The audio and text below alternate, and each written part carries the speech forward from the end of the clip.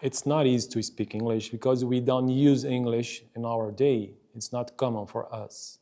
Our main language is Portuguese, and I think there is no problem that you don't speak English fluently because it's not your language is Portuguese. But I think it's a good idea to practice English if you want to improve this kind of language here. In my mind, or in the mind of a lot of people, I think it's a good idea to improve English, thinking about the skills of communication. Because we have 4 skills of communication. You can reading texts, just reading texts like I'm doing here on this channel. My purpose here is reading text about language, or you can, the second skill of communication, it's about listening. You can listen something in English, the sounds, or you can writing texts in English, or you can speak something in English, like I'm doing exactly here. It's not easy for me because I don't use English. It's not common for me, like I said.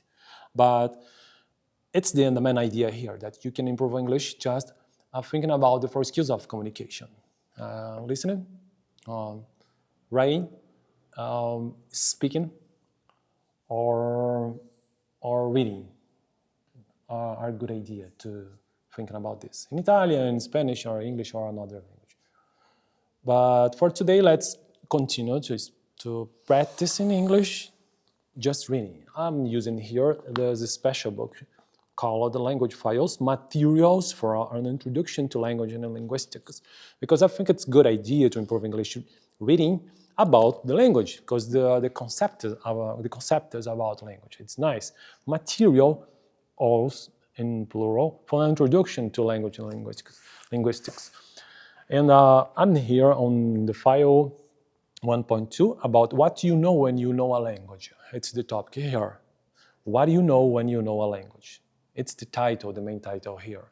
And we have here a lot of texts. 1 paragraph, 2 paragraph, 3 paragraph, 4 paragraphs, 5, 6, 7, 8, 9, then 11 paragraphs. For today, I'm going to read just the second paragraph and the third paragraph that says you have more knowledge that is about the sounds of your language. It's because the last video I'm talking about the sounds. What you know when you know a language, when you have the power to recognize the sounds.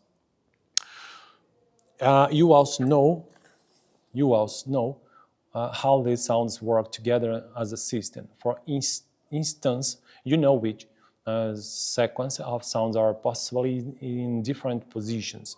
In words like pterodactyly or ptontely, English speakers normally do not pronounce the P because PET is not a sound combination that can occur at the beginning of English words. It's a kind of phonetic, the English phonetic. There is nothing inherently difficult about the sequence. It occurs in the middle of many English words such as captive. Also up to other languages such as Greek are up to appear as the beginning of words. This language is specific knowledge about the distribution of speech sounds in a part of your phonology. It's about phonology or phonetic. Discussed in chapter number 3. Oh, it's so far away chapter, but one day we're going to get there. Your knowledge of phonology also allows you to identify that spaps and blinks could be possible words of English, but that shape and legally could not. It's nice to think about this because when you know your language, the sounds of your language, you're thinking about the phonetic, like a linguistic man.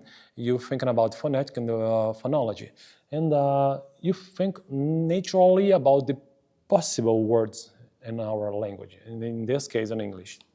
But if you're a native, because if you're not a native like me, it's not so easy because you don't use. But I speak Portuguese, and I know what is the combinations of the words. I know what could be the possible words in Portuguese. Phonology allows to you recognize sounds and words spoken by different speakers, even though most people do not pronounce them exactly the same way. For the most part, speech consists of a continuous stream of sounds. There are few any pauses between words. Speakers of a language, however, have a little trouble breaking the string of sounds down into words. For example, an English speaker can easily analyze the sequence into A as containing the individual words and into B. This is what we must do all the time when we hear speech. Let's see the example. The dog's playing in the backyard, letter B. The dog is playing in the backyard. You also know to break individual words down into smaller parts that have a particular meaning or function. How many parts are there in the words unbelievability, and how to create words by combining these smaller parts.